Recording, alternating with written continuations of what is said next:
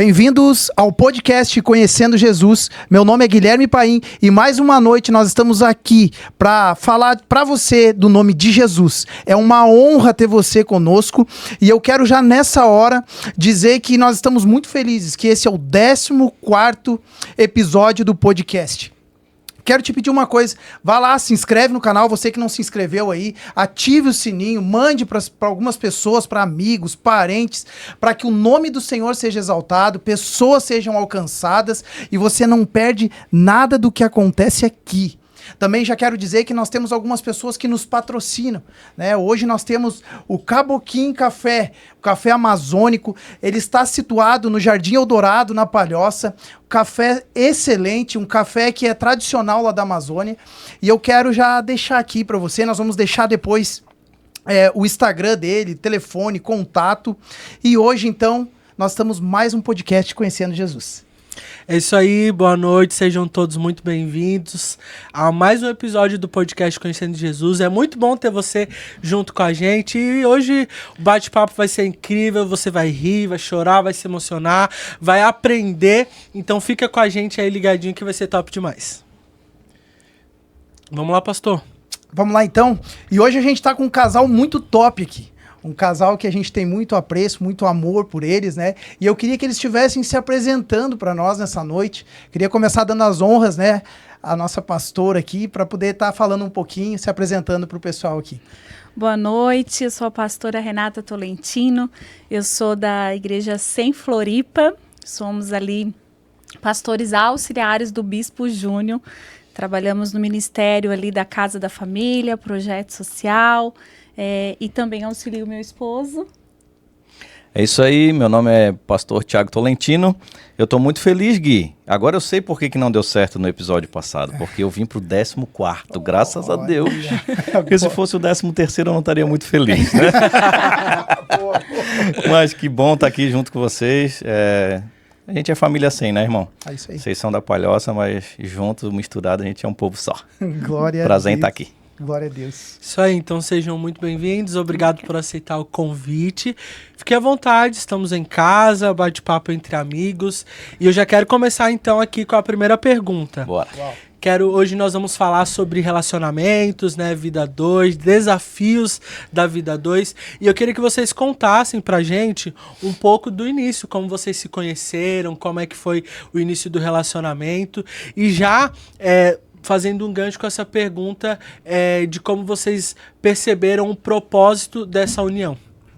Posso começar, Rê? Pode começar. Então, o nosso início foi bem interessante, porque eram dois frustrados, né, num relacionamento. Eu com o relacionamento antigo e a Renata também. E aí, cara, fazia eu acho que uns 14 dias, 2 semanas que eu tava... sozinho, né? Tinha terminado o relacionamento e fui pra Marcha para Jesus. E quando eu entrei no ônibus, naquela época eu andava de ônibus, né? Eu entrei no ônibus e falei pra Deus assim, Deus, bem que eu podia encontrar a mulher da minha vida aqui, né? E aí, só que eu tava desviado, né? Aí quando eu cheguei lá, eu encontrei toda a galera que participava da igreja onde eu me converti.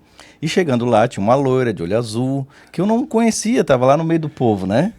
E aí eu perguntei para as meninas lá, quem é aquela moça que tá ali e tal? Ela falou, é a Renata, sobrinha do pastor, tá vindo aqui agora na igreja porque terminou um relacionamento, tá meio triste. Eu falei, uau, então acho que Deus ouviu minha resposta. E aí eu conheci ela, né? A gente ali na música do Kleber Lucas, ele pediu para segurar na mão da pessoa que tava do lado. Eu segurei, daí acabou a música, acabou a 3ª, a 4ª, a 10ª e a mão continuou ali segurando. E aí a tia dela perguntou, né? Eu tô resumindo aqui. Vai embora com ele, Renata. E eu no meu pensamento, não vai, não aceita, porque eu tô de ônibus. E ela dizia, não, eu vim com a tia, eu vou com a tia. Eu disse, glória a Deus, menina de Deus, né? Mas é isso, né? E ali onde a gente começou. Isso. A gente teve um lado muito legal que quando o Thiago chegou em casa, ele foi mostrar pra mãe dele.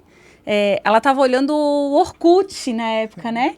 E ela mostrou para ele, ela falou, olha filho, que menina legal. E ela acabou de um relacionamento há pouco tempo. E ele olhou a foto e era eu. E o irmão dele até falou, mãe, já tá arrumando namorada pro Thiago. Então, aí quando o Thiago olhou a foto, falou, mãe, acabei de dar um beijinho nela. Então, ali a gente já, né, depois o Thiago me contou, a gente já viu que Deus tinha um propósito, né?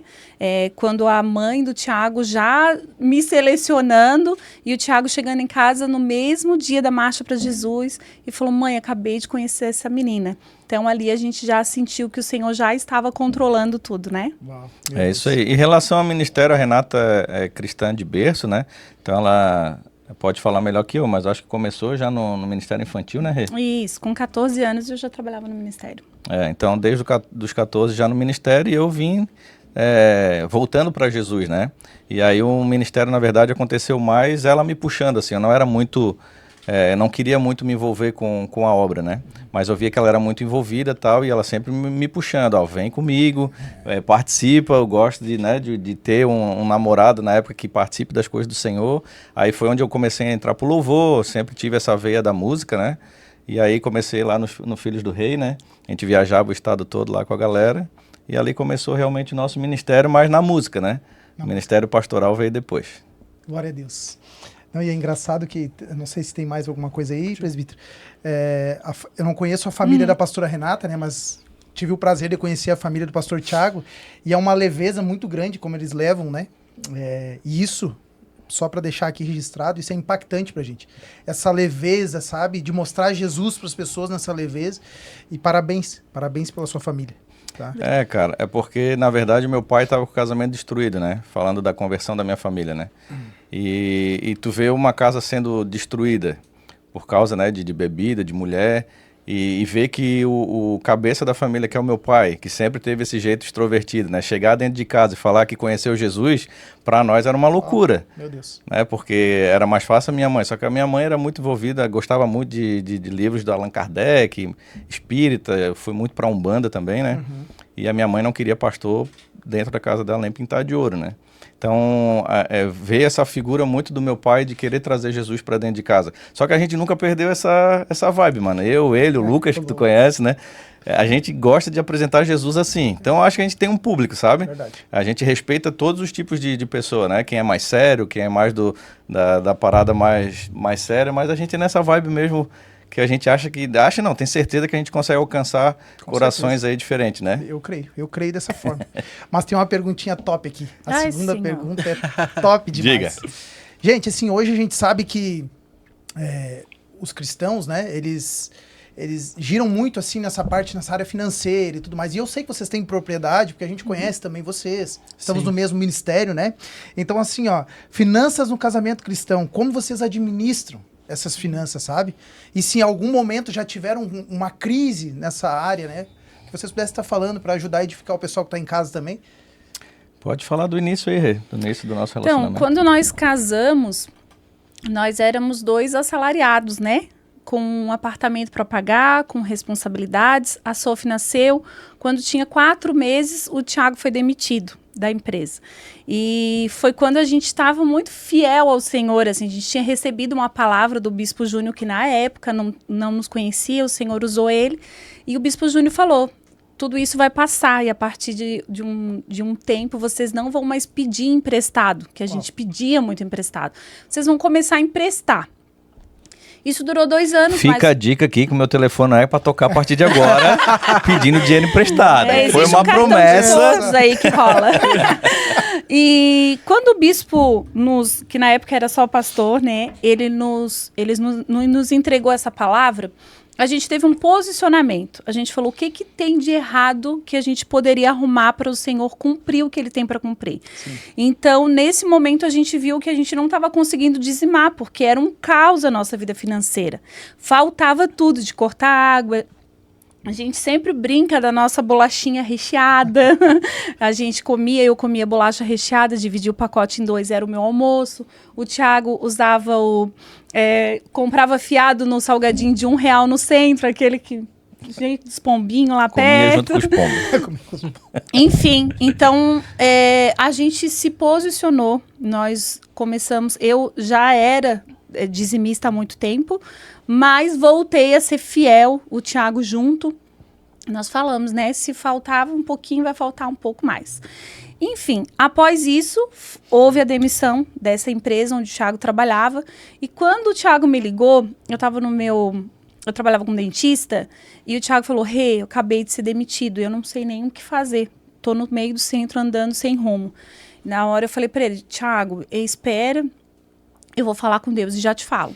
E quando eu desliguei o telefone, eu falei, Senhor, o que tu queres? Porque a gente está sendo fiel, né? Sendo obediente. O Senhor falou muito claro no meu coração.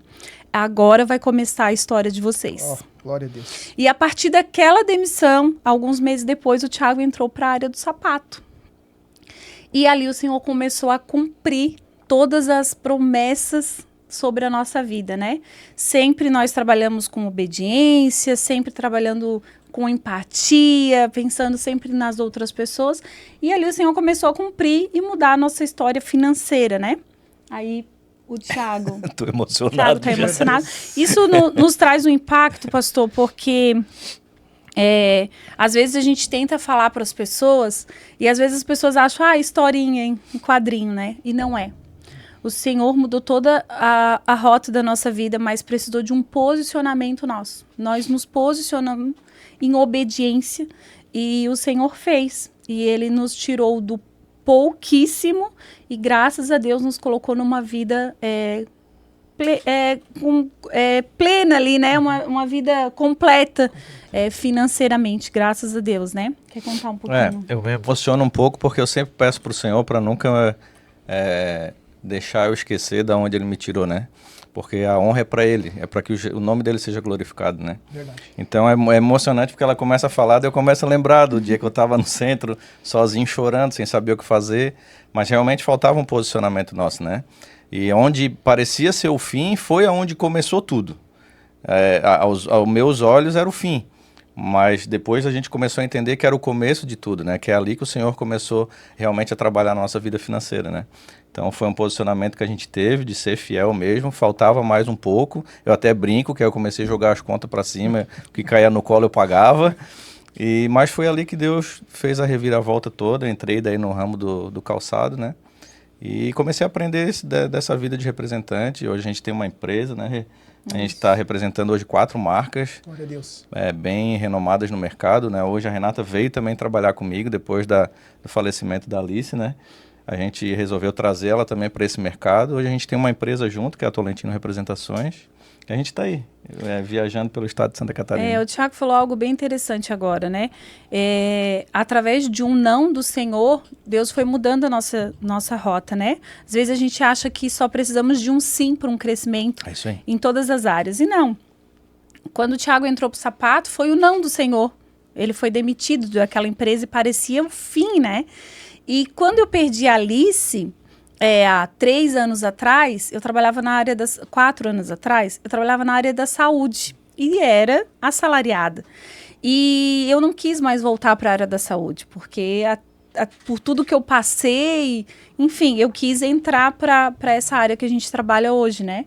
Então, hoje eu também me tornei uma representante comercial e a gente conseguiu ali multiplicar as nossas finanças com esse meu engajamento, com o não do Senhor que se transformou em algo muito, muito bom para a nossa vida financeira, né? Glória a Deus. Isso aí. Glória a Deus. Você que está em casa nos assistindo, a pastora falou algo interessante ali.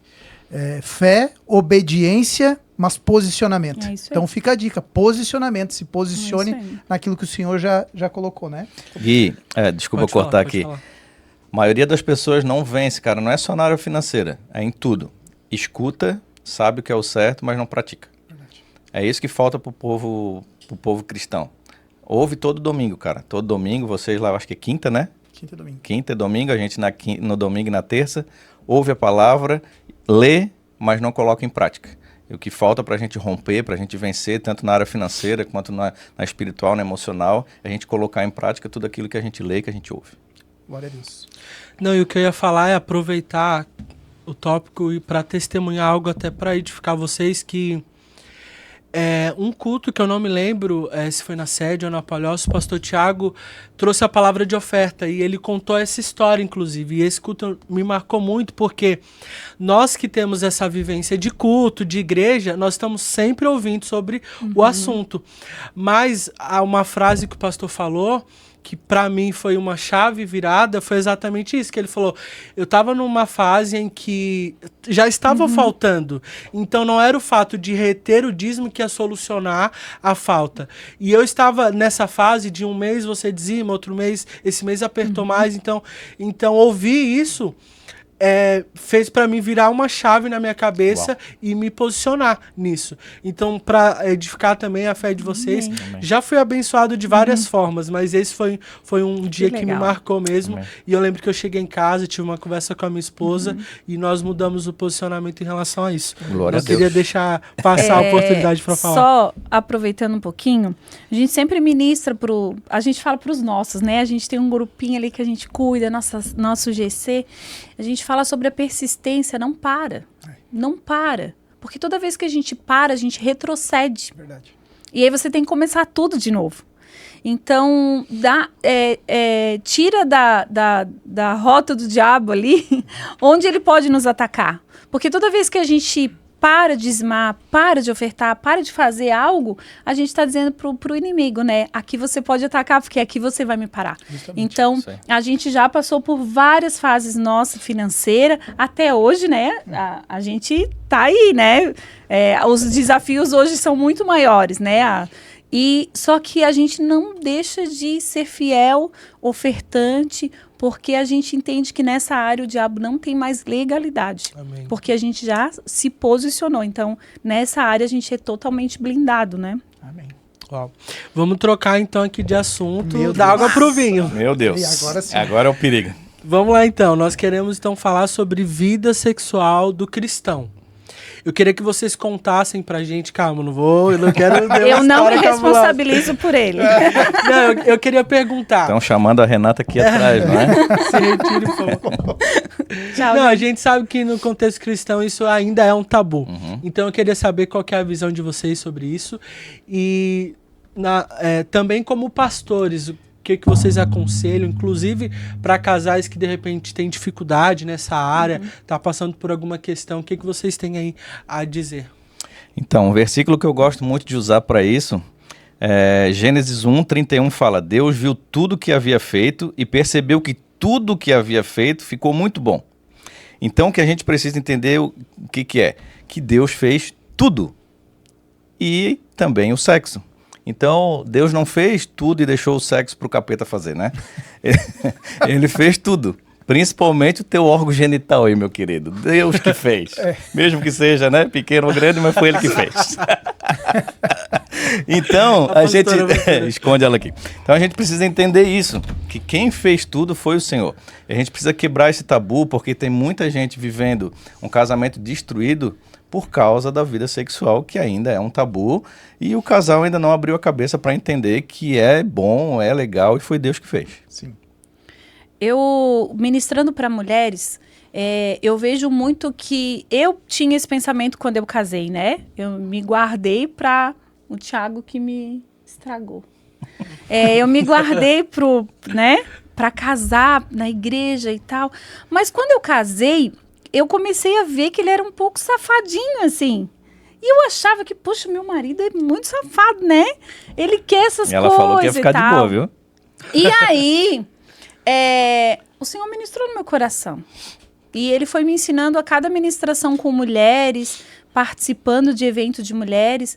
E eu comecei a me aprofundar nessa área que o homem tem essa necessidade e a mulher não entende. Muitas vezes a gente acha que o nosso marido ele é safado porque viu na rua, daí quer em casa, sabe? Essas coisas de cabeça de mulher que é meia doida.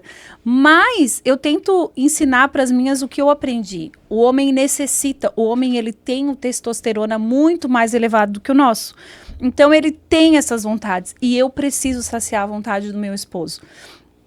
Se eu não saciar a vontade do meu esposo, ele pode se manifestar isso em outras áreas, né? Ele pode ir para pornografia, ele pode ir pela traição. Então, muitos casos que a gente vê de homens viciados em pornografias é por falta da mulher em casa, né? Sim. E a mulher, ela tem muito essa cabeça, eu digo como mulher mesmo, essa cabeça de mulher que acha que o homem quer porque é safado e não porque é uma necessidade humana, né, dele. Deus criou ele dessa maneira. Então, a gente tem essa vida sexual bem resolvida e a gente gosta de ministrar isso porque a gente sabe que esse é um dos pontos que são responsáveis pela separação, pela traição, pela pornografia no meio de um casamento. Então, eu acho que o casal ele precisa ser muito bem definido em relação a isso, né? É isso aí. Eu queria deixar aqui, se vocês me permitissem, 2 textos para quem está nos assistindo nessa noite, né? O primeiro é sobre jejum.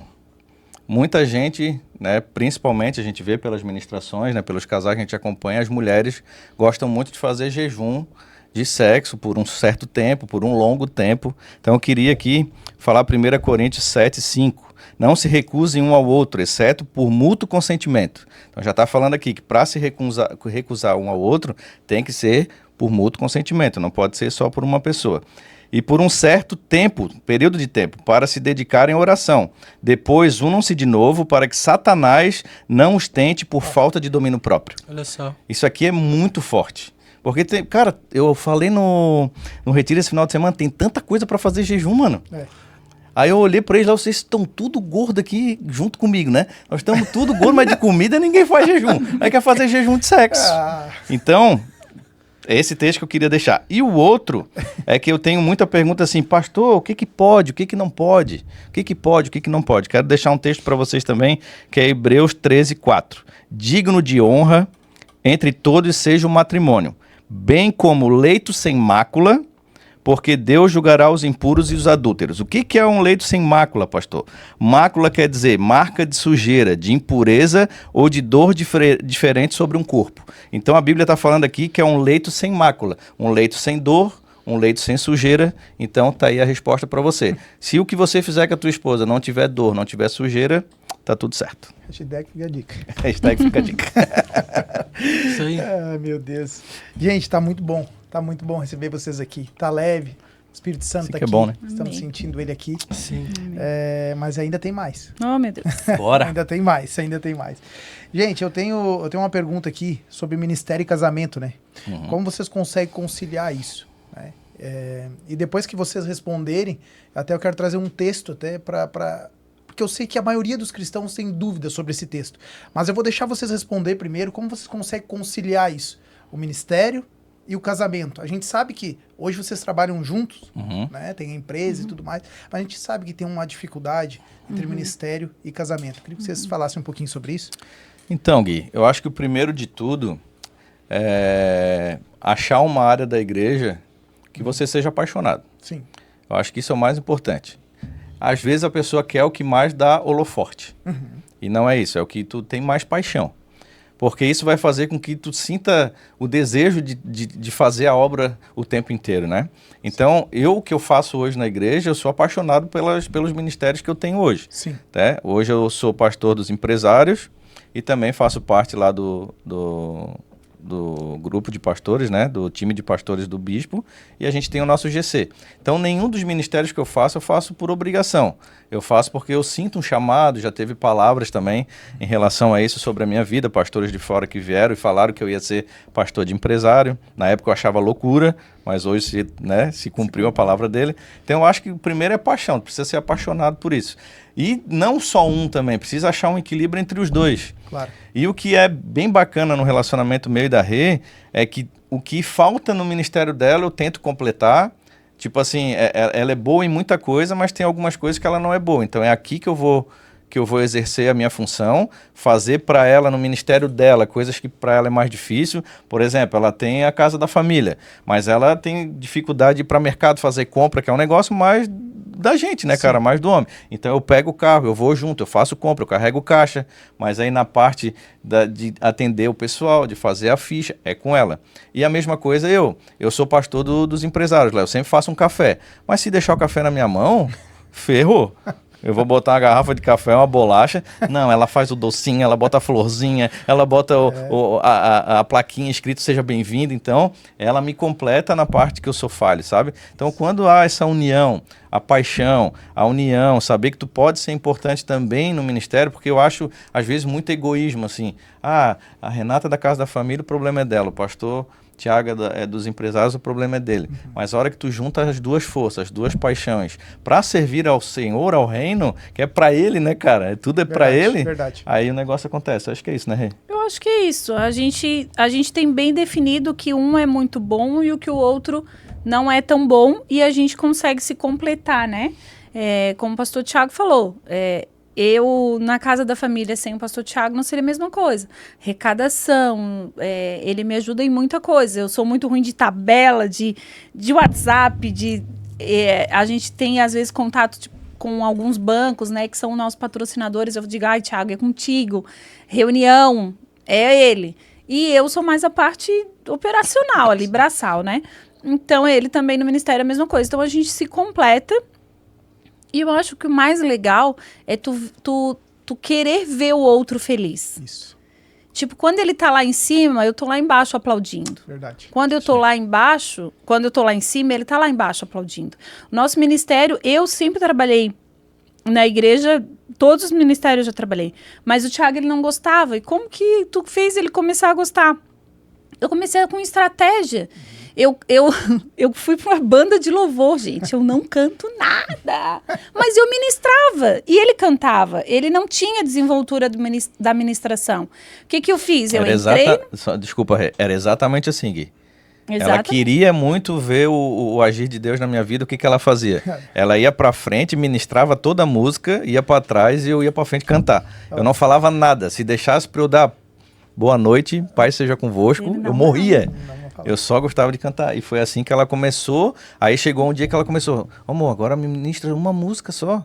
Umazinha, vai lá. Aí ela até brinca comigo, que eu só falava que Jesus morreu na cruz. É verdade. Todo domingo é verdade. Jesus morreu na cruz por você, irmão. Jesus morreu na cruz por você. Até o dia que eu falei, amor, todo mundo já sabe. Muito bom, muito bom. E então... eu fui colocando ele na frente, mostrando a ele o potencial que ele mesmo tinha, e eu fui indo para trás. Só que aquilo não era o meu ministério, mas eu ajudei a desenvolver o dele. E chegou um ponto que tinha uma pessoa lá embaixo que cantava muito bem, queria entrar no ministério, né? Lá na Igreja do Saveiro. E aí eu falei para ele, Cheiro, o Daniel quer entrar no louvor. Tu não acha que colocava ele e tirava eu? Porque eu não canto, eu não gosto. Ele falou, então tá. E ali acabou meu ministério de louvor. E aí? Mas ele ficou ali fazendo cada vez melhor. Então, eu acho que é isso. É um impulsionar o outro, é um estar junto, é aplaudir um ao outro, sabe? Tirar aquela concorrência de quem é o melhor. Se vocês olharem pra gente, vocês vão olhar e vão falar, será quem é o melhor de ministério? Não tem, nós somos iguais. Perfeito. E nós colocamos um ou outro na frente o tempo inteiro, né? Então, assim começou nosso ministério, né? Nós somos parceiros, nós somos rivais, né? É isso aí, isso é muito bom. Eu só quero aproveitar o gancho com vocês, presbítero. Efésios capítulo 5 vai falar sobre algo que também os cristãos hoje, o casal, ele tem muita dificuldade às vezes em aceitar. Por quê? Hoje a gente sabe que as mulheres, né, elas estão independentes, elas estão com seus trabalhos e tudo mais, e isso acaba não atrapalhando de certa forma. Mas eu queria que vocês falassem um pouquinho. Efésios capítulo 5, ali, acho que é o versículo 22, fala sobre as mulheres submissas ao marido, né? Eu quero já falar com a pastora como que vocês tratam isso. E o homem também amar a esposa como Cristo amou a igreja. Eu acho que isso é de extrema importância a gente falar aqui pro pessoal que está em casa, porque hoje é um assunto bem, bem delicado, né? A mulher submissa, ela não é aquela que é mandada, é aquela que está do lado. Isso. A mulher de Provérbios 31 é aquela que está do lado. A gente tem esse hábito de olhar essa palavra com um peso, e ela não é um peso. Ela nos torna muito sábias, né? Então, assim, eu com o Thiago, eu sempre coloquei isso, vem dos meus pais já. O Thiago na posição de homem. Eu acho que, Gui, quando a gente tem um papel bem definido dentro de um casamento, não existe confusão. Verdade. Eu e o Thiago, a gente buscou, né, não é o casal perfeito, deve vir pergunta aí que a gente não vai saber responder. Mas a gente tenta sempre dizer qual é o papel. A minha sogra conta uma história que quando a gente foi assinar o apartamento, o nosso primeiro apartamento, a documentação, eu não me toquei do que eu estava fazendo, mas ela me olhou e ela falou, uau. Eu dei a caneta para ele assinar o documento. Eu não tomei a frente dele. Ele foi, ele assinou, eu fui, assinei. E ela falou, Renata, aquilo dali me encantou. Meu Deus. Então, assim, ó... É que o cara tinha entregue o contrato e o papel para ela, como tu fez aqui, né? Tu pediu para ela se apresentar primeiro. Ele fez igual. Ele entregou o contrato e a caneta. Na mesma hora, sem entender, ela passou o contrato para mim e a caneta. Não, meu marido assina primeiro. Então, eu acho que é essa coisa de a mulher colocar o seu marido na posição de sacerdote, de homem. Não é porque ele é o homem que eu sou o lado fraco, não. Eu sou a forte, mas eu sou a forte lá dentro da minha casa, eu sou a guerreira onde está sempre levando meu esposo. Então, eu acho que esse papel bem definido, ele não traz conflitos, sabe? Verdade. Não tem aquela coisa de ele manda em mim ou eu mando nele. Não existe isso. Existe um papel muito bem definido, né? E a Bíblia diz que ele é o sacerdote da casa. Verdade. Ele é o cabeça. Mas eu sou a mulher águia, a mulher que tem radar. Então, ao mesmo tempo que ele é o cabeça, ele me escuta, porque ele sabe que eu tenho a visão de águia, né? É verdade. Então, isso tudo, quando a mulher começa a entender, ela deixa de ser aquele câncer no casamento, porque a Bíblia diz que a mulher pode se tornar um câncer. E começa a se tornar uma mulher impulsionadora. Eu quero que o meu marido cresça, avança, que seja o homem mesmo, né? Glória a Deus. O que ela fala do papel definido, a gente recebe muitas reclamações assim de esposas que não têm o marido como o homem da casa, assim, com um posicionamento, mas eu acho que falta um pouco da parte da mulher também. Sim. Exemplo, a Renata me ajuda a colocar dinheiro dentro de casa. Hoje a gente tem uma empresa, ela está na rua também botando dinheiro para dentro. Só que qual que é o meu papel? É de pegar as contas no início do mês e eu pagar, mesmo que ela que colocou o dinheiro, Sim. mas a responsabilidade de eu pegar a planilha, de eu pagar, de eu abrir o aplicativo. Se tiver esses papéis bem definidos, as coisas começam a andar um pouco melhor. Aí às vezes a mulher diz, mas o meu marido é um banana. Mas ela quer fazer tudo, ela quer pagar a conta, ela quer ir no banco, ela quer... tem aquele... A posse, aquela né? característica mais de posse. E a gente entende, só que precisa trabalhar um pouco esse lado e fazer com que o teu marido... Eu não era esse cara. Quando a gente se conheceu e a Rê, eu não era esse cara família, esse cara paizão, maridão, porque eu vim de um relacionamento onde a outra pessoa não tava nem aí, se a gente ia almoçar junto no final de semana ou não, sabe? Eu, por exemplo, almoçar domingo na casa dos pais dela, para mim era uma loucura. Eu disse, meu Deus, que loucura é essa? Hoje eu amo, se eu passar um domingo sem ir lá, eu fico maluco, mas porque a gente começou a se moldar. Por isso que é tão importante você entender que os diferentes é o que é legal. Porque se a gente fosse igual, É verdade. não teria graça. Então a gente era muito diferente, foi o que fez a gente se completar. Porque tudo que faltava nela eu consegui encaixar e tudo que faltava em mim ela conseguia encaixar. Mas eu acho que o principal é isso, é ter os papéis bem definidos dentro do casamento. E conversar, colocar isso na mesa, sabe? Às vezes até tem na cabeça, mas ninguém parou um dia para conversar. Vamos definir aqui quem vai fazer o quê?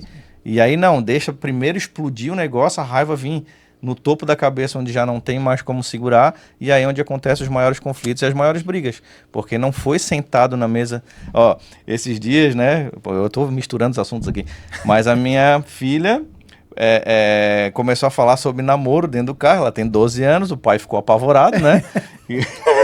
O que eu fiz? Cheguei em casa, fiz uma mesa, botei a Renata do lado e disse, tu vai ser advogada da réu. Botei uma Bíblia, bem assim, bem a Bíblia, Sofia do lado, fiz um teatro. E ela se matava de rir, minha filha. E a gente definiu com quantos anos ela ia namorar. Mas não foi na briga, não esperei minha filha chegar em casa e dizer que beijou um menino pro pau fechar. Já fiz um teatrinho ali para definir. Falei, advogada, o que você acha? Para mim é 15. E a senhora? Aí eu falei pra ela, não, pai, quem sabe de 13 para 14, advogada, não, 14 para 15. A gente foi, bati o martelinho, fiz ela botar a mão em cima da Bíblia, mas tudo uma encenação, foi muito divertido, né? Só que ela entendeu, ela falou, fechou, pai. A gente concordou que é 15, eu só vou beijar com 15 anos. Definido, numa brincadeira leve para ela, mas a gente sentou na mesa para conversar qual é a idade que a minha filha vai poder beijar na boca. Muito bom. Ou começar a gostar de alguém, entende? E se não tem essa organização, acontecem os desastres dentro da casa porque nada foi bem definido, né? Verdade. A Priscila minha esposa está pensando em ter uma menina, mas nós vamos definir. Com 40 anos ela vai poder casar. Só com 40, não pode antes. Sabe qual é o principal, Gui? Seja amigo do teu filho, cara, amigo da tua filha. É isso aí. Melhor amigo da minha filha tem que ser eu e a Renata. É verdade. Esses dias um menino começou a me seguir no Instagram, porque como ela fez essa pergunta, eu já imaginei que, né, tava rolando os crush, né, que agora não é mais, agora é crush, eu tô aprendendo a linguagem deles, né. E aí eu falei, Sophie, tem um menino aqui me seguindo no Instagram, estranho, né, filha? Daí ela... pai, é lá da minha escola, isso aí. Eu disse, volta aqui, senta aqui, vamos conversar. Ela falou, então tá, pai, você quer conversar, então senta que eu vou conversar com o senhor. Ela vai te matar. Ela vai me matar, né? Acho melhor que Mas, o que eu falei no meio da conversa? Filha, se tiver alguma coisa que você não tem liberdade para falar com o pai, você tem liberdade para falar com tudo, né? Mas se é algo mais sério, fala com a mãe. Mas não deixa de falar. Verdade. A tua melhor amiga é a tua mãe. E o pai é o teu melhor amigo. Mas vai ter alguns assuntos que tu vai ficar sem jeito de falar com o pai. Chama a mãe e conversa, mas não deixa de falar pra gente. Então, são esses tipos de assunto que vai evitar bastante conflito lá na frente, né? Amém. Muito bom. Só voltando um pouco, porque é um assunto muito interessante, porque hoje em dia é quase que um crime você falar sobre a mulher submissa, né? Dependendo do contexto. Mas eu achei muito legal a gente falar sobre isso, porque... o casamento, ele é essa ferramenta que nos molda, né? Eu, por exemplo, quando eu casei, eu senti muito essa necessidade de ser alguém melhor ainda para minha esposa. E isso se intensificou muito mais quando eu tive a minha filha. Que aí você pensa, né, muito mais sobre isso, sobre você ser exemplo de caráter. Enquanto falava sobre a submissão, eu pensava nisso também e eu queria saber o que vocês pensam. Vem muito desse lugar também do homem ele se forçar a ser esse homem que é fácil de ser submisso a ele. Porque uma mulher, ela não tem dificuldade em ser submissa a um cara que é um homem de Deus, que é alguém que cuida da família, né? Como o pastor citou, talvez os dois trazem o dinheiro, mas que ele tem esse instinto de provedor. A mulher não tem dificuldade para isso. E às vezes falta do homem entender isso, né? Às vezes ele maltrata a esposa, né? Tem várias questões e quer impor a submissão. Então eu queria também que vocês falassem um pouco sobre esse ponto. Assim, quando o Thiago, quando a gente começou o nosso relacionamento, o Thiago, ele vinha de um relacionamento onde quem era a bambambam era a esposa. Ela trazia a maior quantidade financeira, ela dizia para ele, tem que apagar a luz porque eu que pago. Então, ele veio dessa linha de ele era, né, amor? Ele era mandado, homem mandado. E aí eu mostrei a ele que ele tem que ser o homem, o sacerdote da casa. De onde veio isso de mim? Da minha mãe. A minha mãe, meu pai até faleceu domingo, fez 7 dias essa semana, né? A minha mãe era casada com meu pai há 40 e poucos anos e meu pai não era evangélico. O meu pai bebia, o meu pai fumava, mas a minha mãe sempre muito firme, muito forte com Jesus. Então, assim, se ele falava para ela não ir no culto, ela dava uma negociada com ele até o ponto que ele não se importava mais. Meu pai chegava, meu pai saía, a roupa dele estava no banheiro, dobradinha. O meu pai sentava na ponta da mesa. Minha mãe nunca humilhou meu pai. Por ele ser alcoólatra, por ele ser fumante.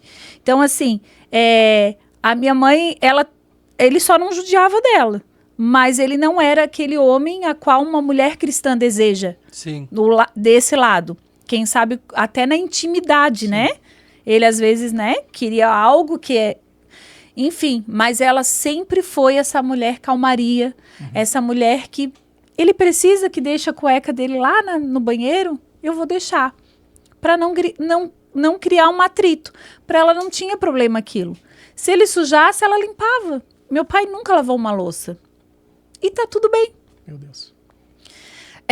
Ela entendeu que ela não precisa ter razão. Ela precisava de paz. E até os últimos dias dele, que foi semana passada, ela mostrou isso. Ela ficava com ele durante o dia no hospital.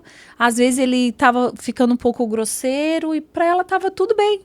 Porque é uma decisão nossa. E somente assim eu vou conseguir trazer o meu marido para Jesus. Ah, pastora, mas ela não conseguiu. Mas quem somos nós para dizer que ela não conseguiu? Sim, é uma verdade. Porque ele poderia não frequentar a igreja, mas quem sabe o coração dele já era de Jesus há muito tempo. Quem sabe o vício dele veio através de algumas decepções, ele sofreu um acidente, ele foi encostado por invalidez, muito novo. Então, tudo isso fez com que ele se prendesse àqueles vícios, né, da bebida. Mas quem somos nós para dizer que ele não foi salvo porque ele não tinha Jesus? Verdade. Quem sabe através do bom testemunho dela, ela conseguiu salvar ele. Então, para mulheres que têm homens grosseiros, eu acho que é estratégia. É aprender a fazer com que ele entenda que ele está fazendo mal sem ela agredir da mesma maneira. A Bíblia diz que o amor constrange. É verdade. Então, eu acho que mesmo para quem não tem um marido lindo, assim, querido, constranja ele com amor. Verdade. Porque se tu não conseguir mudar ele aqui na terra, mas eu tenho certeza que pro céu tu vai conseguir levar ele. Glória a Deus. Vamos falar sobre conflitos. Todo casal Bora. tem o estresse do dia a dia. Como é que vocês lidam com os conflitos? Como é que a comunicação é importante nesse processo? Conta aí pra gente. Então, a gente precisa fazer uma confissão aqui. Meu Deus. Pronto. Confesso para vocês que é uma área que a gente precisa melhorar um pouco. Até a gente conversava isso na semana passada. A gente tem jeito muito diferente de discutir, muito diferente de brigar, e a gente ainda não entrou num 100%. A gente não é de brigar, assim, de se xingar, de nada. A Renata tem o jeito dela de quando a conversa fica um pouco mais séria, ela vai deitar e dormir. Isso me irrita um pouco, né? Mas eu também daí vou ver minha televisão e no outro dia tudo passa. Então os nossos conflitos são poucos, não é aqui dizer que a gente é o perfeitão, mas são poucos, mas a gente ainda precisa melhorar a brigar, sabe? Brigar um pouco melhor, né? É que, na verdade, assim, o WhatsApp hoje, ele estraga muita coisa. E uma das coisas é a briga. Porque no WhatsApp tu fala tudo. Verdade. Lá em casa é assim também. Então, assim, eu sempre tive o hábito, quando há uma discussão, eu não consigo prolongar a discussão. Eu já corto. Isso é o que tu pensa, isso é o que eu penso e fechou, cada um fica com a sua razão. E eu vou dormir. E ele ficava muito bravo. Então, presencial, a gente conseguiu definir isso muito bem. Hoje ele já não fica tão irritado. Mas no começo ele ia atrás de mim e falava, não acredito que tu vai dormir. Eu falava, eu vou dormir, amanhã a gente conversa. Porque cada um já falou seu ponto de vista. E eu acho que a briga, quando ela se prolonga, tu começa a misturar muitas coisas. É verdade. Só que aí vem o tal do WhatsApp. Então, o WhatsApp, tu prolonga a conversa, porque tu fala o que tu quer, do jeito que tu quer, e aí, às vezes, um tá numa cidade, outro tá na outra, tem tempo para discutir, fica ali, entendeu? Não tem como eu dormir, enfim. Então, é algo que a gente até conversou essa semana. A gente precisa definir, quem sabe, não discutir pelo WhatsApp. Presencial, a gente é muito bom, mas pelo WhatsApp... Virtualmente, a gente não é bom, não. A gente não é bom. Então... Mas a gente sempre teve essa maneira, a gente não é de muitas discussões, mas a gente teve essa maneira presencial de eu vou dormir e tu vai fazer as tuas coisas e amanhã a gente conversa. E aí, no outro dia, a gente via que, tipo, ninguém tem razão. A cabeça esfriou. Cabeça esfriou. Só que o WhatsApp, pra nós, eu acho que a gente tem que começar a bloquear um outro, né? Bloqueamos e só desbloqueamos no outro dia. Então... Depois da briga, bloqueia. Mas assim, ó, o que a gente entende, o que a gente... Às vezes a gente sabe e às vezes a gente não coloca nem em prática por o sangue subir, né? Nunca discuta por algo que já passou. Isso a gente tem com a gente. E não jogar ofenda. Jogar na cara coisa do passado, nunca. A gente Tipo, tá o que 18 anos aconteceu... junto, nunca. Isso. O que aconteceu semana passada, aconteceu semana passada. Já foi. Então, e tente não prolongar, porque o prolongar, cada um vai falar a sua razão. Existem duas razões e uma é verdadeira E, enfim. Então, assim, ó, tentem não prolongar a briga. Eu acho que esse é o ponto crucial, assim. Cada um falou sua razão, se não definiu nada, amém, vamos pular. Isso aí. Pula a página. Pula a página, sabe? Verdade. E já que a gente está falando sobre comunicação, eu queria fazer uma pergunta. E se vocês não quiserem responder, sintam à vontade, tá? Eu queria que vocês falassem um pouco da importância do parceiro ou da parceira no dia mal. Né? Vocês comentaram sobre o luto, sobre a bebê. E como é que o outro é importante nesse processo, né? E como é que é para vocês, como vocês se ajudam, como um fortalece o outro. Às vezes é mais pesado para um e o outro tá ali dando suporte. Conta pra gente. Então... Deixa eu contar uma coisa e tu continua. Tá, mas deixa eu só falar... Tá, vai. A gente quase se separou. Uma das vezes que... Tu lembra da Alice? Quando a gente estava no processo da Alice, cada um teve uma reação. Ele ocupava o tempo dele com tudo, até com futebol. Eu só chorava, me trancava dentro de casa e eu não queria ver família, eu não queria ver ninguém. Quer dizer, família eu via, amigos e nada. Então a gente teve uma reação muito diferente. E isso me deixou muito entristecida e ao mesmo tempo deixou ele entristecido. Porque eu não entendia ele e ele não me entendia. Porque a gente nunca tinha passado por um luto. Então, a gente chegou um dia após a morte da Alice, que tu lembra que a gente estava no supermercado e eu falei para ele, eu não quero mais esse relacionamento porque tu não me entendeu. E ele falou, eu não quero mais esse relacionamento porque tu não me entendeu. E os dois estavam chateados. E aí a gente entendeu Foi a parte mais crítica que do nosso cada relacionamento. um tem o seu jeito de sofrimento. Pode falar, É isso que eu ia falar. Hoje a gente aprendeu. Tipo, com o falecimento do pai dela agora, por exemplo, a gente passou 100%, porque eu entendi como que ela sofre na hora do luto e ela entendeu como eu sofro. Sim. Porque o que a gente queria? Eu queria que ela tivesse a mesma reação que a minha e ela queria que eu tivesse a reação dela. E como tinha sido o primeiro luto, imagina, ainda um filho, né, cara? Foi muito forte pra gente. Então, por exemplo, os 15 dias da Alice na UTI, eu queria jogar bola, eu queria jogar videogame, eu queria receber amigos, eu queria ocupar minha cabeça para não ficar no sofrimento. Ela preferia ficar isolada, queria viver mais aquele momento ali. Então hoje a gente aprendeu. Foi o momento mais... Cara, nosso relacionamento ficou por um fio e ia ser uma separação por um motivo... Eu acho que o único momento, né, o que único a gente momento teve que teve de, tipo assim, muito sério, né?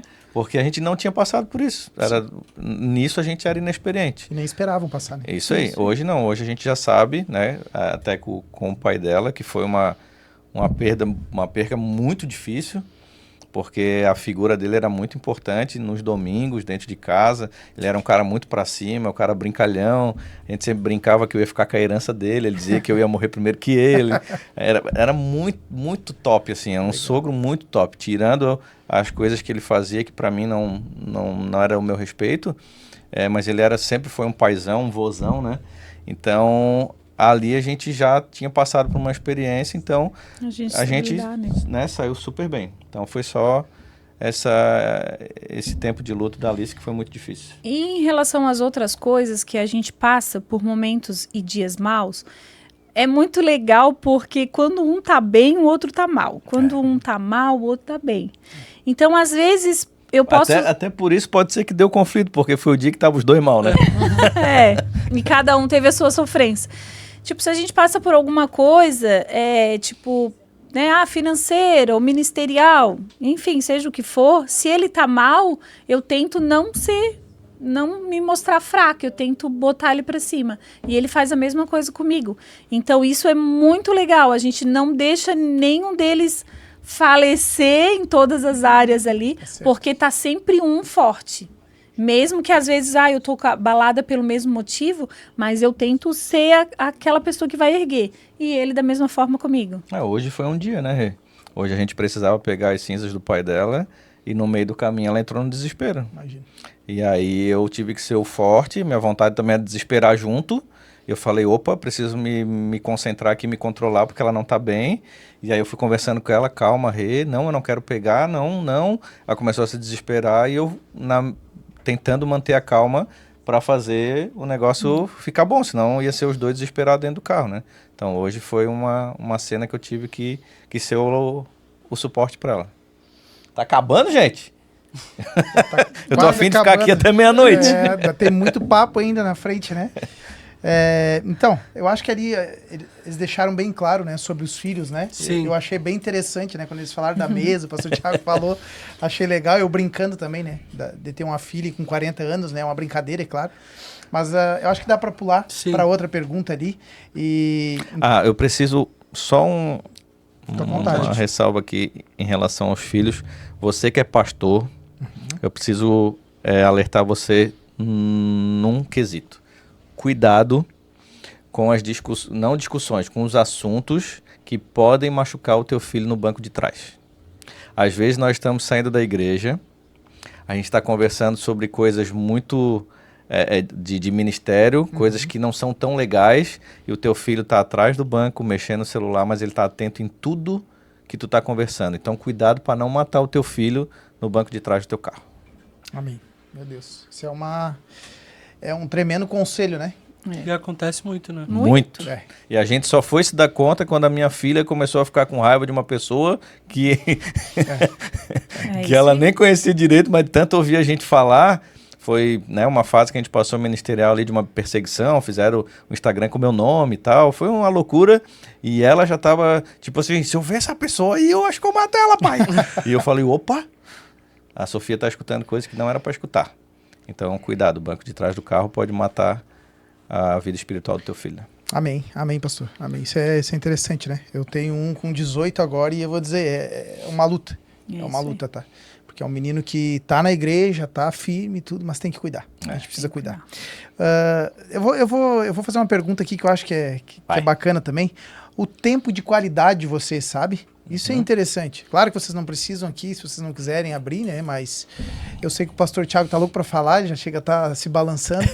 Mas assim, ó, como vocês levam isso, né? O tempo de qualidade, porque eu acho que isso é muito interessante, né? Muito importante no casal, o tempo de qualidade e tudo mais, porque a gente tem muitas coisas para fazer durante a semana, né? Sim. Como que vocês fazem, como vocês lidam com isso?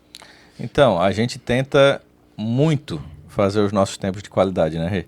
Principalmente com os filhos, assim. Exemplo, a gente vai viajar, tem as feiras que a gente passa 5 dias fora, né? Chegou em casa, os filhos, nem que for para ir na praça, para a gente comer um pão, jogar uma bola e voltar em 10 minutos. Mas a gente precisa ver os filhos, porque eles ficam longe, né?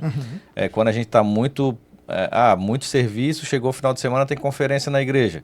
Acabou a conferência na segunda, terça a gente, quem sabe, não vai pro culto, cara. A gente vai pro shopping com a galera, né, com os filhos, porque a gente precisa desse tempo com eles. Como a gente viaja muito, a gente e junto às vezes emenda ao ministério, a gente tenta fazer isso, assim. A gente tem uns dias que a gente se dedica muito à obra, mas a gente avisa principalmente a Sophie. Ô filha, é só um tempo. Quando a gente voltar de viagem, aí a gente vai fazer isso, isso e aquilo. E a gente tem os nossos dias de qualidade com eles, né? Quando a gente está num momento melhor financeiramente, a gente dá umas voltas. Nosso pequeno quer ir no Parque dos Dinossauros esse final de semana. Então, a gente dá o economizado dia de semana para final de semana fazer. Mas a gente precisa fazer essas coisas básicas. A Sophie mesmo, ela pede até para assistir filme com a gente. Olha. E tem dias na semana que a gente não consegue assistir o filme. Então, a gente diz para ela, Sophie, final de semana a gente senta e assiste.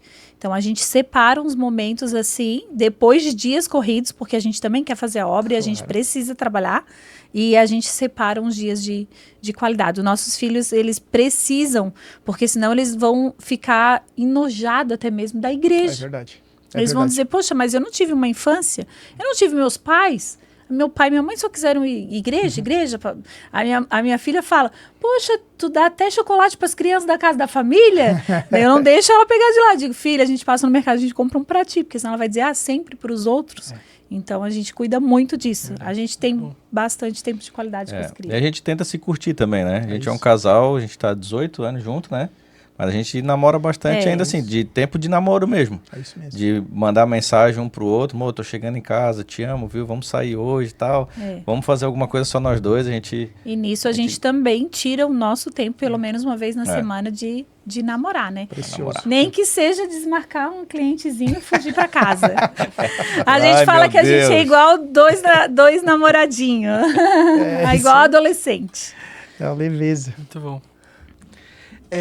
Nós infelizmente já estamos chegando ao final. Que pena. Mas eu queria que vocês deixassem um conselho para casais, de repente novos casais, né? Como pastores, que vocês deixassem um conselho para casais em geral. Vamos lá? Então, a gente tem 2 lemas com a gente. A gente aprendeu no início do casamento. Fazer um ao outro feliz. O casamento, ele só dá certo quando você quer fazer o outro feliz. E automaticamente, ele vai te fazer feliz. Então, ele faz tudo para me fazer feliz. E eu faço tudo para fazer ele feliz. E os 2 são felizes. Quando nós temos o egoísmo de querer ser feliz, não dá certo. Esse egoísmo de eu preciso ser feliz não dá certo no casamento. Então, que você, se você não é casado, case com alguém que está disposto a te fazer feliz, mas também esteja disposto a fazer outra pessoa feliz. Então, a gente ele gosta de me satisfazer em tudo, a ele, e a gente consegue se completar dessa maneira, fazendo outro. Meu Deus. E o outro é sobre trabalho, né? Que a gente. Não é sobre trabalho, mas sobre tudo na nossa vida, né? Que a gente junta força aí que. É isso aí, a gente gosta muito de conquistar junto, né? E Deuteronômio, se eu não me engano, fala sobre 1 é como 1000 e 2 não é como 2000. 2 é como 10.000. Opa! É como 10.000. Então a força ela não é multiplicada por 2, né? É multiplicado por 10. Então a gente leva isso para a vida, para a empresa, que a gente descobriu isso junto também, que junto a gente consegue faturar muito mais. Quando a gente sai no mesmo carro e trabalha junto, né? Quando a gente trabalhava com Molequinha, por exemplo, que ela fazia uma marca e eu a outra, quando a gente atendia junto, a gente vendia mais. Então a gente acredita muito no poder da união ali. E é isso, né, Rê? E eu fazer o outro feliz, cara, eu aconselho aqui, conversem muito. Às vezes, quando a gente vai namorar, se é que você me entende... Olha... A gente... que o homem também não demora muito, né? Uns 3 minutos tá pronto, é igual a mim hoje, né? A gente conversa mais do que namora, mas a gente conversa tipo assim, Rê, o que tá faltando pra ti? O que eu tenho que melhorar? Essa semana a gente conversou, né? A gente até brincou. Ela falou que eu precisava melhorar no meu temperamento, que ela falou, eu não gosto quando tu sai do sério, amor. Quando tu fica bravo. Quando tu fica bravo, eu não gosto, eu me sinto envergonhada. Quando tu vai no restaurante, tu não gosta, tu reclama, não reclama, só vamos sair, a gente nunca mais volta lá, mas não reclama. E eu comecei a refletir sobre isso. Bom, se ela se sente envergonhada, beleza, então vamos mudar. E ela, e o que eu preciso mudar? Eu falei pra ti, né? Cara, quando a gente discute alguma coisa, tu tá sempre certo, então muda, dá uma razão um pouquinho pra mim. Que difícil, né? Então, uma conversa séria, cara. Tipo, qual é a dificuldade do casal conversar? Aí, com o teu amigo, tu conversa tudo. E que a tua esposa dentro de casa, tu não conversa. Então, eu acho que a conversa é muito bacana para saber o que tá indo certo e o que tá indo errado. E, principalmente isso, saber o que falta para ela. Não é sobre grana, cara. A galera acha que tudo é sobre grana. Às vezes, o que tá faltando para ela... Ô, amor, quando tu chegar em casa... Sei lá, vou dar um exemplo aqui. Sempre quando tu chegar em casa, dá um beijinho em mim. De repente, para mim não é importante, mas para ela é. Então, chega dentro de casa, vai lá, dá um beijinho nela. Então, essas conversas, assim, de saber o que está faltando para ela. O que eu posso melhorar para te fazer ainda mais feliz. Como ela falou, eu fazendo isso por ela e ela fazendo por mim, os dois vão sair ganhando, né? É verdade. Nós vamos terminar, então, com o jogo. Meu Deus. Ah, meu Deus. Que é muito legal. E é muito fácil. É quem dos dois. Eu vou fazer uma pergunta. Quem dos dois? Isso. Aí você vai responder se é você ou se é ele. Nós somos bons nisso. Então vamos lá. Bora, vamos ver. Vamos ver. Quem dos dois se apaixonou primeiro? Ele. Quem é mais romântico? Ele.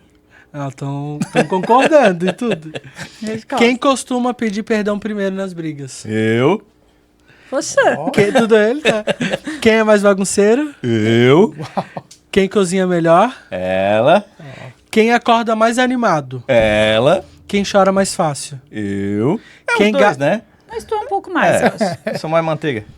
Quem gasta mais dinheiro? Não precisa nem perguntar, né?